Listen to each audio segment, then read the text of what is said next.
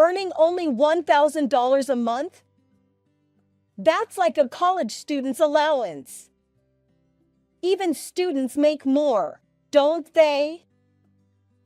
Having a low-income daughter-in-law is embarrassing for our family. Maybe you should get a divorce right away? My son John deserves a better wife.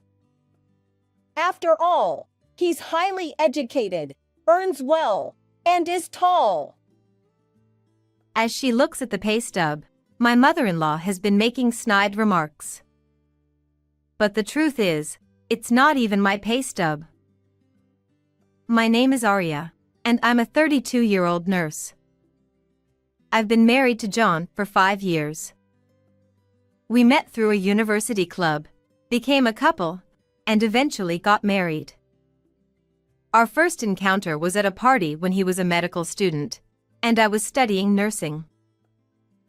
John managed to get into medical school, but he hasn't passed the national medical exam yet. Currently, he works part-time as he continues to study for the exam. Meanwhile, I've been working in the nursing field right after graduation, so my income primarily supports our household. But John, he's the type who reads heartfelt accounts from people who've lost loved ones due to illness, checks daily updates on infectious diseases, and reads literature about healthcare system issues. Although he's not a doctor yet, I deeply respect him for wanting to genuinely help patients.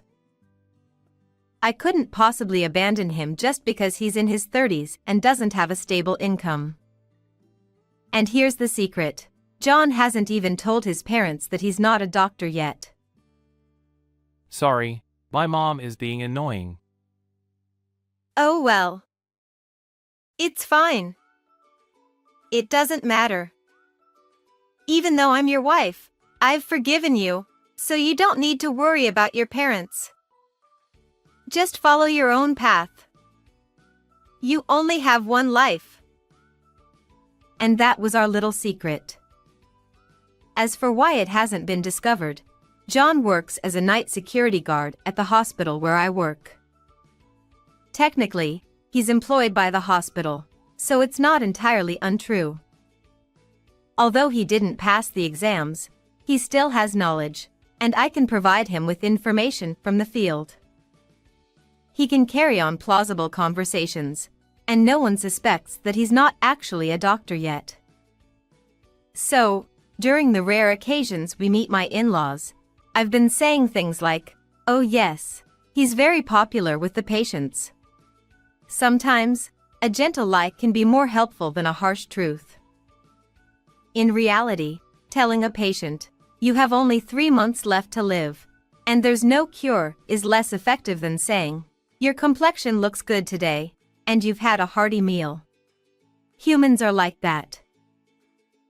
Now, let's talk about John's serious and honest personality. In stark contrast, my mother-in-law is quite difficult. She's the classic type who bullies her daughter-in-law. And she can't fathom why a doctor like John would marry a mere nurse like me. My mother-in-law boasts, Oh dear, there were plenty of better options. Like a dermatologist. A beautiful female doctor. I always respond with a polite, "I'm sorry." I genuinely support John's pursuit of becoming a doctor, even though he's currently just a university graduate working odd jobs. He's not even an intern yet. But John himself sincerely expresses gratitude to me. Thank you for everything. Always. And I reply, "It's okay." In reality, I'm incredibly busy with work. Our combined income barely covers our expenses, but that's how it is. Money isn't my primary concern. I entered this field because I genuinely admire Florence Nightingale. Currently, I work as a nurse in the demanding field of internal medicine. I don't dwell on financial desires. As long as I can live, eat, and stay healthy, I'm content. Isn't that what life is about? Yet, despite being the couple that supports John's life and education, my mother-in-law somehow manages to brag to the neighbors. My John is a doctor, earning quite well. In the first place, even if a serious-minded doctor earns well or poorly, they wouldn't want their mother to boast about it. But my mother-in-law is relentless, always going on about money. Money, money. As for John, he has no choice but to remain silent and endure. Never in his wildest dreams did he imagine standing in a hospital wearing a security guard uniform. In her mind, she's proudly parading him around in a doctor's white coat, completely oblivious to reality. But honestly, even if he were striding confidently in a white coat, it's not something to brag about. I understand her feelings, but she should rein them in. I feel sorry for John, who's barely hanging on to his dream of becoming a doctor. After all this effort, it's heartbreaking to think that he might end up as a security guard. And he's genuinely suited for the medical profession, with kindness being his only weakness. And then there's my mother-in-law. My John earns $500,000 a year. She throws around speculative statements, and for John, it's an unnecessary burden to deal with the falsehoods. I've gently expressed my disapproval. It might be best not to talk too much about his job. It's for the sake of the patients, you know. Because really, if I put myself in the opposite position, would I want to seek treatment from a doctor whose mother is bragging when I'm feeling unwell? But my mother-in-law doesn't care. You're so annoying. You, a mere nurse, should consider yourself lucky to have married a doctor. Money can't buy status, you know, just a nurse. And she spews out hurtful words. I responded, yes, I apologize. Thank you very much for allowing me to marry John. I also deeply respect him, both as a doctor and as a person. So please, just leave us be. But she persists. You're still annoying. He could still divorce and remarry. It's possible. I wouldn't want my unborn grandchild to have low-class blood mixed in. Honestly, this is beyond mere teasing. It's almost a violation of human rights. Yet, I remain silent.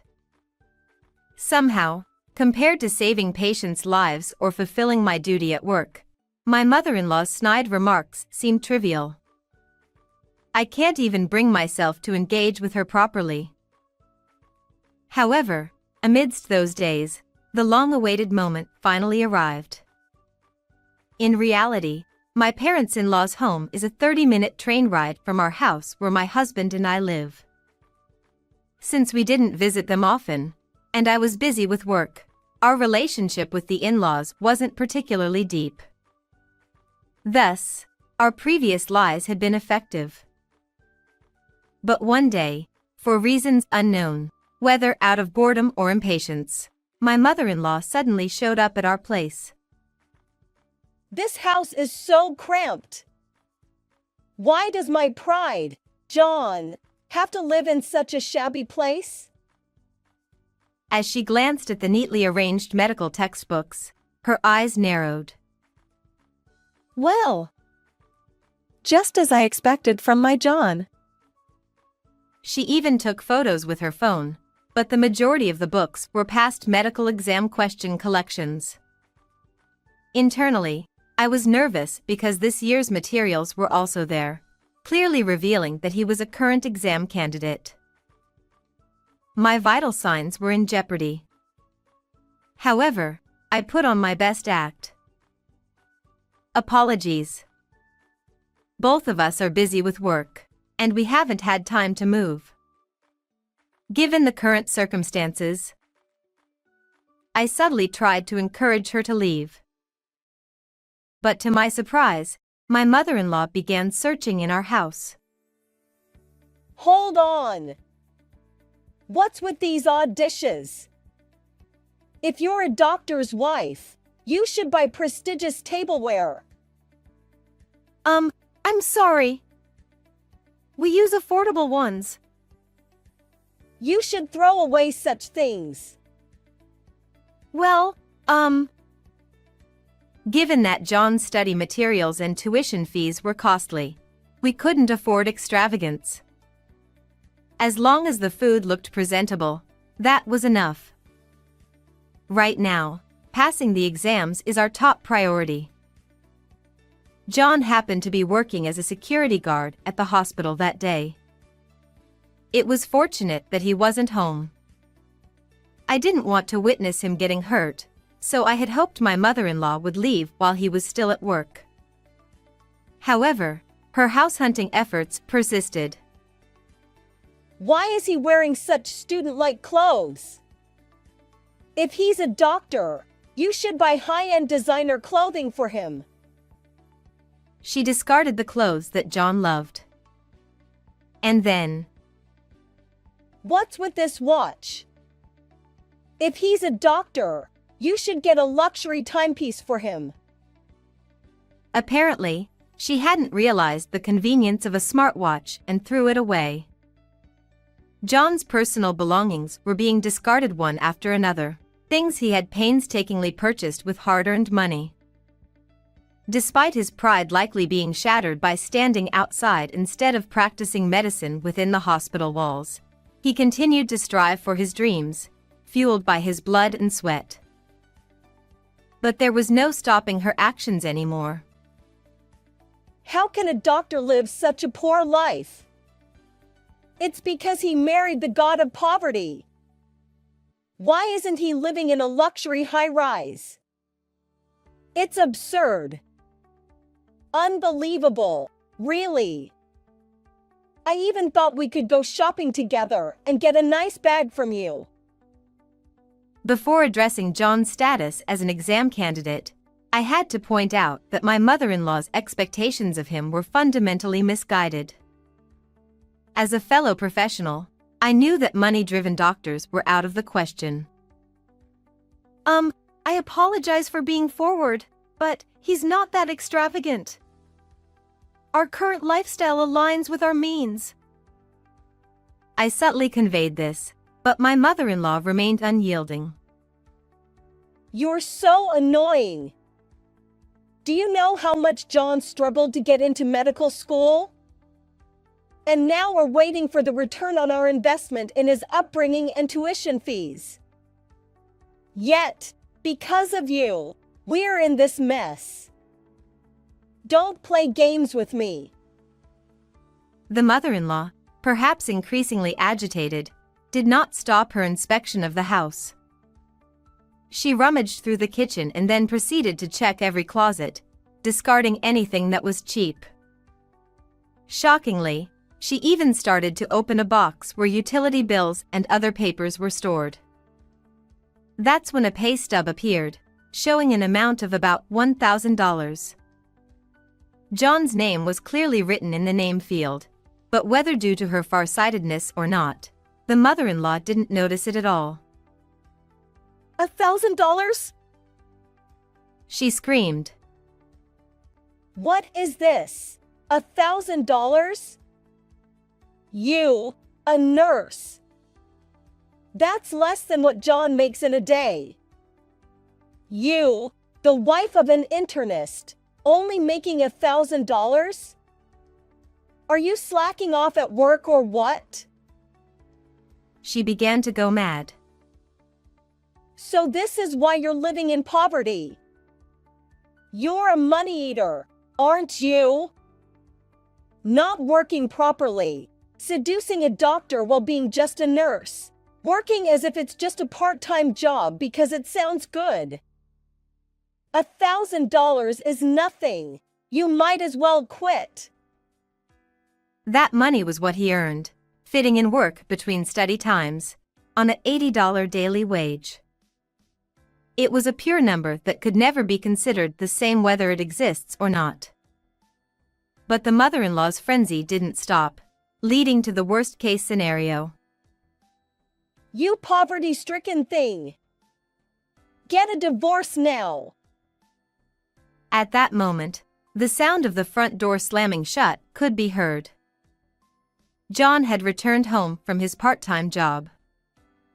He saw his clothes and watch, mercilessly stuffed into a trash bag, and his expression froze completely. Then, he began to pick up each item silently and carefully. But the mother-in-law. John, I'm not saying anything bad, but divorce this wife.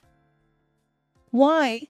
With your high education, high income, and tall stature, did you choose such a shabby woman? Your mother is sad, especially with a woman who earns $1,000. But John remained silent. His expression was stern, and I couldn't tell what he was thinking at the moment. Then, as if to deliver the final blow, the mother-in-law said, I've brought the divorce papers. Now, leave this dusty room quickly, throw away this disinfectant-smelling woman, and remarry a better woman. You're a doctor. Remarriage is natural. And she laughed heartily. Then John slowly stood up and finally said, Mom, I've been quiet until now, but I'm not a doctor yet. What? I'm sorry for keeping it a secret, but I haven't passed the national exam yet. And that $1,000 is. The mother-in-law, seemingly overwhelmed by surprise, turned to me for answers. Wait, what is he talking about? This $1,000 pay stub, it's yours, isn't it? Resigned to the situation, I replied, No, that's not mine. John then added, That's my salary. From my part-time job. No way! You're lying, right? No lie, it's the truth. I'm not a doctor yet. I've failed the national exam twice. The mother-in-law, either shocked by the revelation that John was not yet a doctor or by some coincidence, began to act erratically and then slipped on a newspaper ad she had scattered earlier, falling to the floor. Help me! She had slipped and fallen, but managed to brace herself with her arms, sparing her head, though her dominant right arm made a severe snapping sound and was likely broken. John and I quickly administered first aid to the patient and safely transported her to the hospital's orthopedic department. But then John said, Mom, I'm sorry, but please don't come to our house again. And I'd prefer you no longer think of me as your son. The mother-in-law was trembling from the various shocks when John continued. I knew you were boasting about me, and I tolerated it.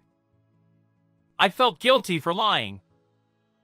But after being insulted so much for the money I worked hard to earn, that's a bit too much. I never imagined you weren't a doctor.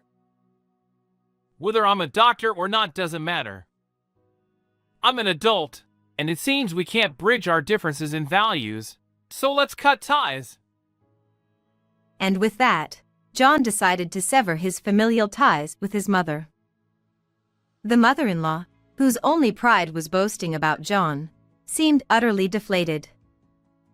Now, she reportedly stays home, too ashamed to face the neighbors. Later that year, John successfully passed the medical board exam.